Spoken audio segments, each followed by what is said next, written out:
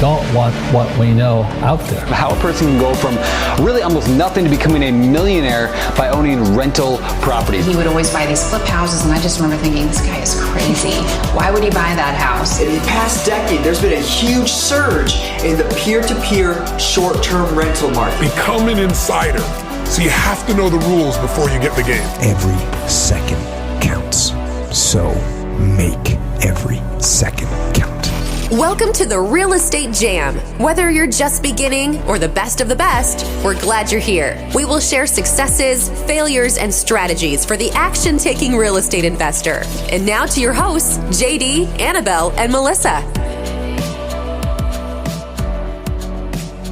Hey guys, welcome to the Real Estate Jam podcast. I'm JD and I have my wonderful co-host, Melissa. Hey. Melissa's super happy to be here today. And I think we're going to have a lot of value, especially for our wannabe multifamily investors, wannabe syndicators. We got a lot of experience and good information coming your way. Our guest today is Tim Lyons, who's a New York City firefighter. He's also the managing partner of Cityside Capital. He's a multifamily investor, fundraiser, author extraordinaire. And Tim, we're super excited to have you with us today on the show and can't wait to get into your story. Thanks, Tim. Yeah, thank you guys. Yeah, and you have 3 children. That's one of the most important jobs, even above all that. I do. I have 3 little girls, 10, 7, and 2. And boy, is that a full-time job in and of itself. I am so sorry. I know. Man. I had 2, and that is just the hardest job ever. It's a lot, but it's good. Well, Tim, really, we just want you to introduce yourself to our audience and kind of let them know why they should listen to you, and then we'll go with the conversation where it takes us. Awesome. Well, guys, thank you for that introduction. It's a pleasure to be here on your show, and hopefully I can add some value to your listeners. Like you said, I've been a New York City firefighter for about 16 years now. I'm currently working as a lieutenant in the borough of Queens.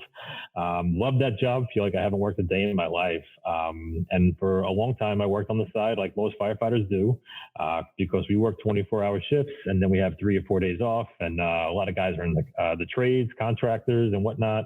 I grew up in a family that was allergic to hammers, so to this day, my wife still doesn't want to have me hang stuff on the wall. So if it gives you any clue as to the,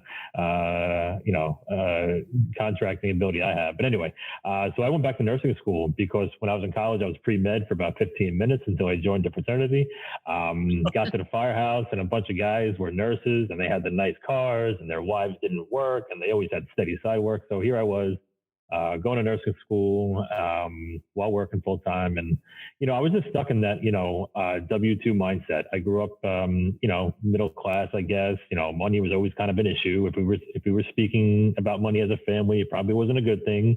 The whole money doesn't grow on trees and we can't have that yet. And let's put that on layaway, right? And I think from a little kid, I just knew that that's not the life that I wanted to lead. And especially being a dad of 3 little girls, I just knew that, I wanted to do everything I could to provide a much better financial life for my kids. So I found myself working 60, 70, 90, 100 hours a week sometimes, overtime, extra shifts in the firehouse. My wife got to stay home for a few years in the beginning and, now she works a couple of days a week. And my girls started to get older and they started to notice that I wasn't home. And, I get home from the firehouse maybe late and put them to bed and they would wake up the next morning and I'd be already at the ER, for a nursing shift at 7 a.m., So they'd call me crying, Daddy, where are you? Just got home. And, it started to wear on me a lot. I didn't think it would, but it did. And I could just tell my wife was stressed. I was stressed. My kids were stressed. And, real estate was always one of those things that, it was always one of those things that's like, someday I'll do this and someday I'll do that. Someday I'll get into real estate, when I have more money and I have more education and maybe when I'm retired. And I was very focused on that every paycheck every 2 weeks. I was very focused on the pension and putting money into my we call it a 457, but just, just like a 401k. And it wasn't until I read Rich Dad Poor Dad the summer of 19, on family vacation in the Outer Banks, North Carolina. I read Rich Dad Poor Dad, and that book had sat in my firehouse, overnight bag for years, and I never read it. I finally read it, and it changed my life. It just changed everything. It started me on a journey towards real estate investing. From that point in the summer of 19, I closed on my first rental property, which was a 3-family rental that I still continue to self-manage to this day. And I bought it with a friend of mine, because I think there's a lot of fear when getting started in real estate investing. And there's a certain comfort of doing it with somebody, in lockstep. And, it halves your cost, it halves your capital, it halves your risk. And my schedule was created such that, I'm not home 2 nights a week. So if something happened, it was kind of comforting knowing that, my buddy could just hop in the car and be there. So I'm talking a lot, so I'm going to throw a bounce pass back to you guys and see if you want to unpack any of that, but I can talk for hours. So. Well, no, I definitely like the story. I like that you recognize, because I think that's where a lot of our listeners are. They recognize that this is not the life that they can continue to live and be happy with. And taking that first step is huge. And going from the education to the action phase is a big deal. And really, I'm kind of surprised at the timeline that you were able to make that transition. There's so many people that we know, that we talk to every day, that have been looking at learning how to do real estate for the last 2 years, and they haven't even done a deal. So I think that's and for you to jump straight into multifamily, I think is kind of a big deal too. Can you talk a little bit about that deal and what it was like to pull the trigger? Sure. And I totally agree. I think real estate, I always talk about real estate having a marketing problem.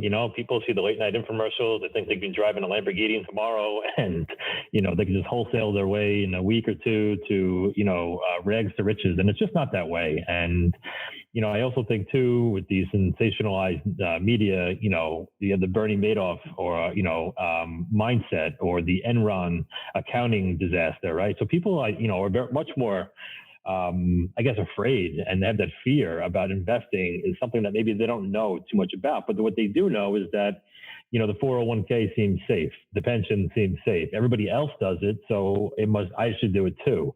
And that's more mainstream. Whereas real estate, if you don't know much about it, or you never knew anybody who kind of did it before you, or you don't have a mentor or a coach or a regular meetup, it could be overwhelming, and that fear can take people right out of the game. So with that being said, when I read Rich Dad Poor Dad and it clicked, I made it a point, like the very next day, to go on Amazon and clean out the shelves of personal finance, real estate, how to underwrite deals. I listened to every single Bigger Pockets podcast that there was. There's a couple of other podcasts that I listened to, religiously. I can't tell you the last time I listened to more than 2 songs in the car, because if I got 6 minutes to get to the supermarket, I'm getting 6 minutes of content in, whether it's an audiobook or a podcast. And that's just kind of how I've been for the last 2 years.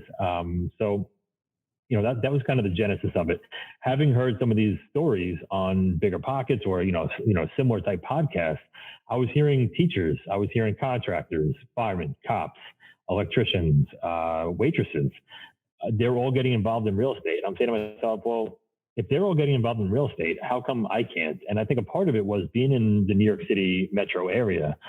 People in my mind didn't buy real estate for cash flow. They bought it more for appreciation. Right. And it's some big dollars. Like, I would hear these stories about buying a house for $45K. And I'm like, you can't buy a house for $45K anywhere near here in a 4-hour drive. So it took a while to kind of say, all right, well, maybe I need to go out of state, or I need to go, find a new market and get comfortable with that. And again, just talking to people, going to meetups, hopping on webinars, following how other people have done it, and then trying to, what I call R&D, rip off and duplicate. So anyway, so that first 3 unit, I knew that I didn't want a single family home, because the biggest thing is, yes, you can do it yourself. Yes, it's manageable. But if the person moves out, or they don't pay, or whatever the case may be, that liability was overwhelming for me. So I said to myself, I want to look at a duplex, a threeplex, or a fourplex, because if 1 or 2 or even 3 people move out, at least I still have one person paying some income. So that was a risk reward like paradigm shift that I had in my head. So I started looking at threeplexes because a friend of mine, that's what we decided that we were going to do together. So we found one. We paid $276 for it. It was the 3-family property, and the gross rents were at the time $3,200. We ended up, getting psyched out. Do we buy it in our own names, or do we buy it in an LLC? And I think we got a little bit carried away, so we bought it in an LLC, which meant that we had to do commercial financing. And just so your listeners know, if you purchase a house in an LLC as an entity for either asset protection or for the tax benefits that it may have for you, you don't qualify to get a fixed 30-year fixed rate, mortgage, a regular residential mortgage from a bank or a broker. They just won't do that for an LLC. There are other lenders out there that will do LLC financing for 30 years with a fixed rate, but the interest rate is going to be probably 2 points higher than you can get in the bank. So with that being said, we got a commercial note. It was a 10-year term, 4.5%, and a 20-year amortization period. So we thought we were doing fine, right? I mean, we were cash flowing, and we actually last month just did a refinance on that property, and we got, I think, 3.5%, 30-year am, and we did a quick claim deed. Now it's a screaming deal, and the gross rents are at $3,450, per month. So, but the bottom line was, I always talk about that deal because it was the huge stepping stone that got me involved in real estate, right? I didn't exactly know every little nook and cranny. I feel like a lot of people who I talk to, they feel like they need a PhD to get started in real estate investing. And it's just simply not so. You definitely need to be educated. You definitely have to get around like-minded people who can kind of guide you, but it's not rocket science. And, once I got involved and once I started paying the bills and once I rehabbed one unit, even though we already talked about how not handy I am, right? I found myself painting and putting in LVT and, doing trim and, obviously I had some help with, doing that, but it was exciting. But I also learned a huge lesson in that I wanted to do real estate to create wealth and cash flow. But I wanted more time with my girls. I wanted more time, some more time freedom. And my wife was like, dude, you're working 2 jobs now. And now you're rehabbing this first floor unit. Like, we literally never see you. And then next weekend you're going to go mow the lawn. Like, this isn't exactly, the arrangement that I thought we were getting into. And my wife, Christine, is awesome. She's hugely supportive of what I'm doing. She just wants no material participation in the real estate business. So with that being said, I started hearing, multifamily on all these podcasts, multifamily, syndications. And to me, it was like, oh my God, that's like just way above my pay grade. I can't even get into that. I have spreadsheets, Excel, raising capital. I mean, all this stuff. And I'm like, that sounds really interesting. And I love to hear these podcasts about it. But I just didn't think it was for me until it was, right? I like the 3-family. Now I want to do it a 10. I said, if I can do a 3, I can do a 10, or I can do a 15 or a 20. And I got my brother involved, and my dad wanted to get involved. I'm like, all right, I got some capital sources. Maybe we can get some other friends and family involved. But what I realized very quickly was, and I moved super quick, right? Summer of 19, I read the book. November of 19, I got the 3-family. By March of 2021, I was joining a multifamily mentorship/coaching program. And if anybody knows me out there, that I do not like to lose money. I do not like to really spend money. I am kind of cheap when it comes to, things for myself, at least. So when someone kind of, brought up coaching to me, I was like, I would never pay a coach. And well, by the way, how much does that cost? And it's like tens of thousands of dollars. And I'm like, no way. I would never. There's no ROI. I'd rather, buy a house in Memphis, Tennessee or something like that, sight unseen, than to do coaching. And somebody sat me down and they're like, dude, if you want to do something like multifamily, while working a full-time job, while being a dad to 3 kids, and while being a husband, you have to collapse those timeframes. You can spend the next 5-7 years reading all the books you want, listen to all the podcasts you want, but you have to go do it. You have to you have to go experience it. You got to go get some reps. And are you going to go work for free for someone who does this for a living to get that, to add value to somebody so that you can get that education? Or do you want to just go pay for it? And that kind of really it didn't sit well with me in the first like day or two, but I started to think about it, and then I started to perseverate about it. So then I said, all right, let me take a look, right? I started calling all these different programs. I would stalk people on Bigger Pockets or, Facebook or LinkedIn. And I just reach out to them. Hey, listen, I'm thinking about doing this. I'd love to hear what your thoughts are. How does it work? How did it work for you and this? And by the way, I can't find any information online about how much it costs. And I'm dying to know how much does this cost, There's a reason. Yeah. Right. So anyway, I start calling all these different, programs and everything. And I'm like, no. And then I finally got to the Jake and Gino, multifamily program mentorship, Jake Stenziano and Gino Barbaro. And I'm telling you, from the first phone call, I felt like I was at home. I felt like I had met my people. They were from New York, and maybe that had something to do with it. But I just had a connection, and honestly, if I lost everything today, I would find money out there somehow and go join that program the next day, because it has been it's been a whirlwind of a year. Let's not forget that I started March 1st of 2021, just because COVID in New York was coming into the picture, right, in New York.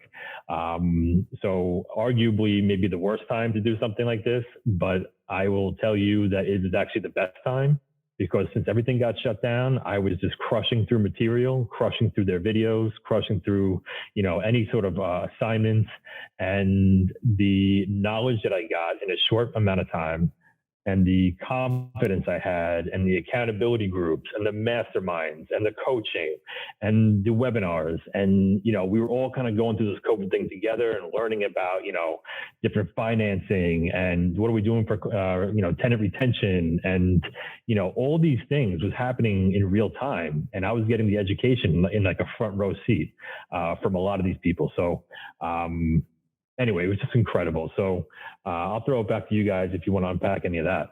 Well, I will the part about the coaching, because I felt the same way in the beginning about not spending money. But then I think it was at the Kingdom, and somebody broke it down about athletes and about how they pay to have coaches. And I mean, when we go to college, I'm still paying on my student loans from law school. So why is this arena any different? When we want to be the best that we can be, why is it any different? And so, I think that's a really good point. And one of the things that I've noticed between the people who are doing this as a hobby and the people that are doing this seriously is that determination. And I definitely don't think coaching's for everybody. And if you don't even understand what some of those key terms like ROI are, then maybe you should be doing your self-learning first, reading Rich Dad Poor Dad, understanding the basic concepts. But if you want to hack the system, I don't think there's any better way than to put yourself around like-minded people and start learning from people who are doing what you want to do. And, like you said, you can either do that by working for somebody for free and providing them value, or you can go out and pay for it. And we're definitely pay to play. Pay to play kind of people. And we've received a lot of value for it. I just think that if you're the kind of person that only halfway finishes something, then coaching's not for you, right? Mm-hmm. But real estate's probably not for you if that's what it is anyway. But if you're the kind of person who is coachable and willing to learn to make your life better, then there's a point where coaching becomes very, very practical, and really it probably saves you money. I know when you shell out $25,000 to be a part of a mentorship program, it might not feel like that at first.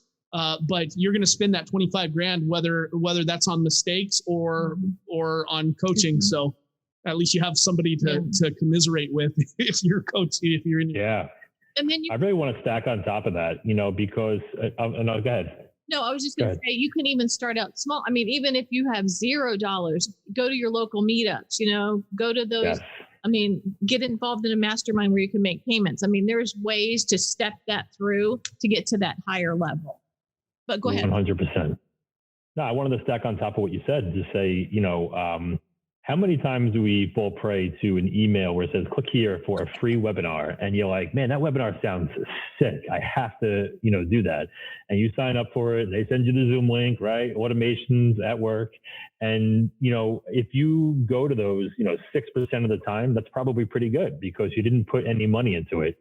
So you weren't engaged, and what you said about, maybe it's not for you because listen, I came out of pocket all that money. I mean, 3 little girls, right? I mean, I could have found a lot of different ways to spend money. But since I did, I was hooked, right? Like I had to make this work. I had to make it work for me. I had to make it work for my wife. I had to make it work for my kids. I had to make it work. I mean, I was leaving the hospital, a side job that I was going to make, say anywhere from 30 grand a year, plus or minus 5 grand. I mean, I walked away from that and I paid this money. I mean, I was in the hole, right? But I had that entrepreneurial fire. My why was big enough. You hear a lot of these podcasts talk about mindset.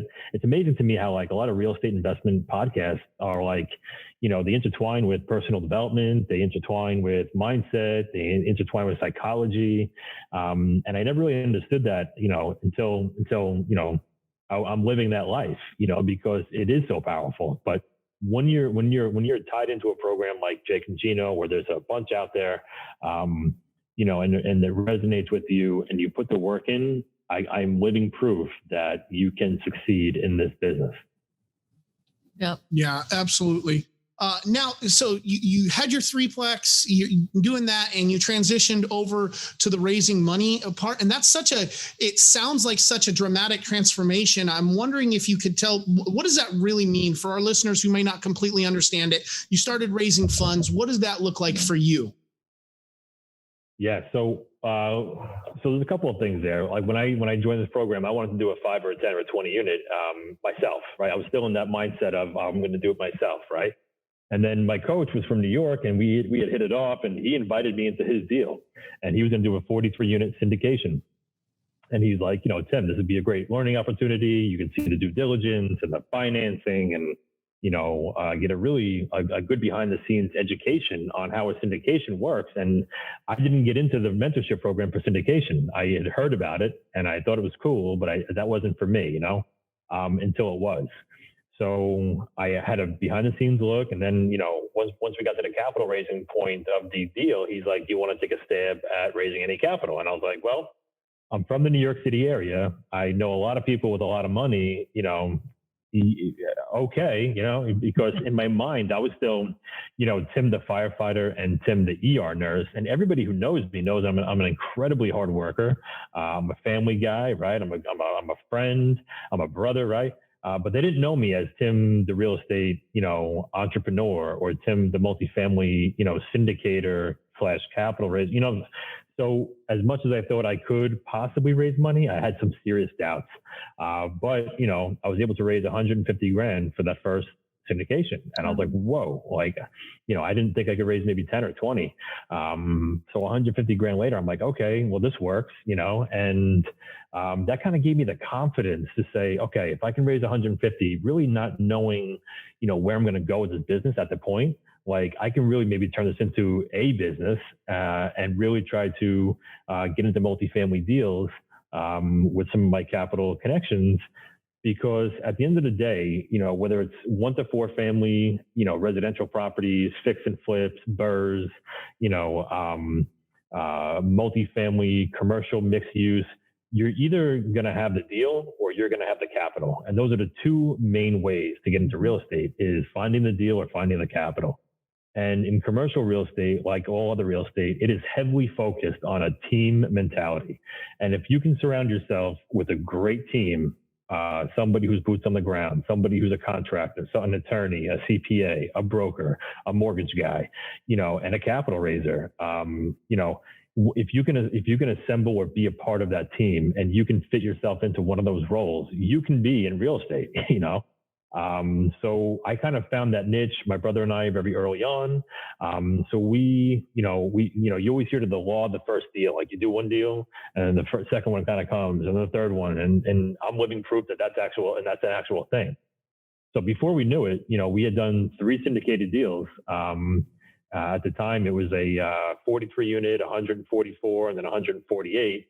So we had like hundreds of units and I don't know, maybe, let's call it $40 or $50 million of assets under management. And this is in the first year, first couple of months, basically, since I joined Jake and Gino. But I had a network around me. I had a team around me organically, creating relationships on Zoom calls all through COVID. Instead of watching Netflix and chilling, right? I was Zoom calling. I was getting webinars in, audiobooks, I'm reading, and I think that paid dividends. So Greg and I were still trying to go in a lot of different directions. My brother Greg has 2 kids. He's married. He's down in Virginia, and he still works at W-2. And we were trying to go direct to owner, direct to brokers, trying to line up financing. We were trying to do everything. And we said to ourselves last November, we need to maybe zero in on the one thing, right? And the one thing for us, I thought was going to be capital raising, except for the fact that you really can't get paid to just raise capital. The SEC, they frown upon that. And, you can go to jail if you don't raise capital in a compliance matter, right?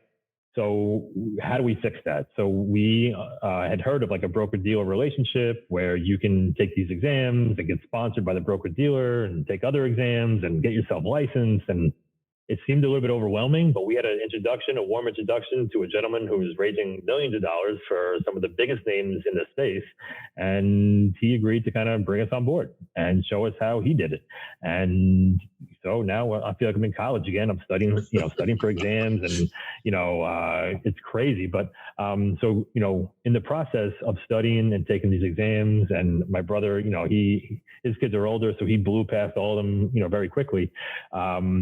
We were able to raise a lot more money because there's a certainty factor when somebody has a license and somebody has that backing of a broker dealer. So if people don't know what a broker dealer is, just imagine like a Wall Street type firm, right? That deals with private funds and how they place those funds and how you can legally place those funds. So if we have any compliance issues, if we have any legal issues, if we have any kind of JV deals, which is a joint venture deal, and then you can learn all these terms, right? There's general partners and limited partners in multifamily, and there's preferred equity, there's JVs, there's 1031 money. So there's all these things, and that have a resource, above you that can actually guide you through some of the legal challenges and some of the compliance issues was huge for us. And I think it was huge for our investor base, because through the last year, we had invested in active campaign, automations, a CRM.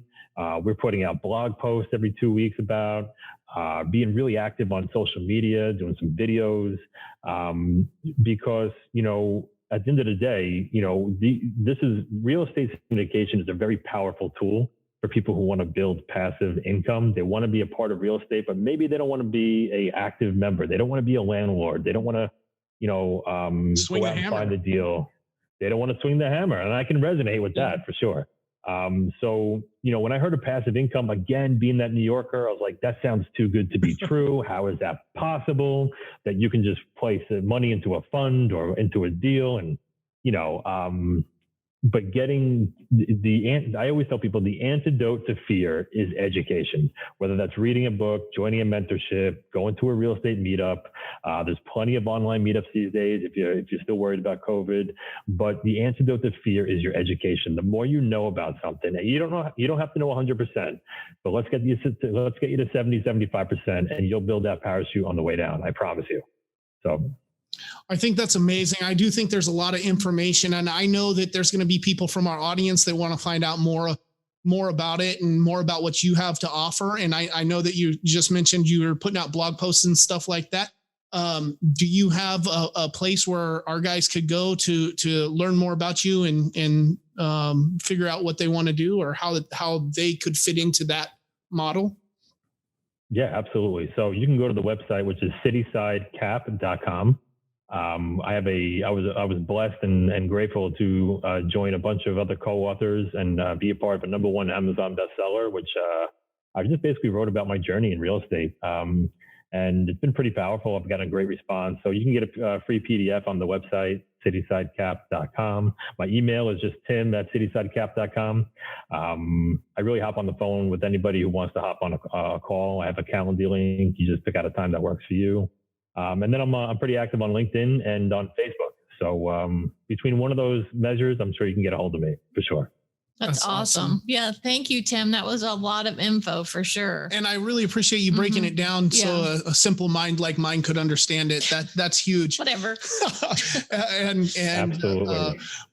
We really, really appreciate you coming on our show today. I think that there was a lot of stuff. And I think my biggest takeaway, and for a lot of the people that listen to us, is that you did this starting out working 2 full-time jobs and now 1 full-time job. And it's not just, hang out in the office all day or flip burgers. You're a firefighter and we appreciate that from you too.